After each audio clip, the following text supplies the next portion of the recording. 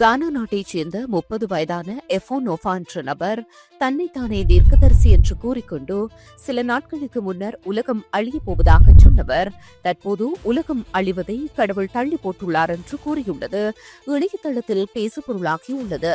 குறித்த நபர் சாக்கு ஆடை அணிந்து கொண்டு மக்களுக்காக உண்ணாவிரதம் பிரார்த்தனை மேற்கொள்வதாக கூறி வரவிருக்கும் பேரழிவு குறித்து எச்சரிப்பதாக இணையதளத்தில் காணொலி ஒன்றை வெளியிட்டுள்ளார். இதற்கமைவாக கடந்த சில தினங்களுக்கு முன்பு வெளியிடப்பட்ட காணொலியில் 2025 டிசம்பர் 25 முதல் கடும் மழை மற்றும் வெள்ளத்தால் உலகம் அழியப் போகின்றது. உலகம் அழியும் போது மக்களை காப்பாற்ற கடவுளின் உத்தரவின் பேரில் பைபிளில் வருவது போன்று 8 பெரிய கப்பல்களாகிய பேழைகளை கட்டி வருவதாக கூறியுள்ளார். இவரது பேச்சை நம்பிய சில மக்கள் பேழைகளை கட்டுவதற்கு தங்கள் உடைமைகளை விற்று பணத்தை கொடுத்துள்ளனர். மேலும் அந்த பேழையில் இடம் பிடிப்பதற்காக அவரை தேடிச் செல்லவும் தொடங்கியுள்ளனர்.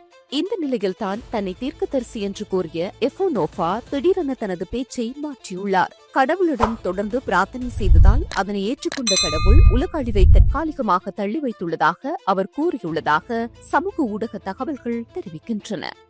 அக்வியா செய்திகளுக்காக நான் கஜானா சந்திரபோஸ்.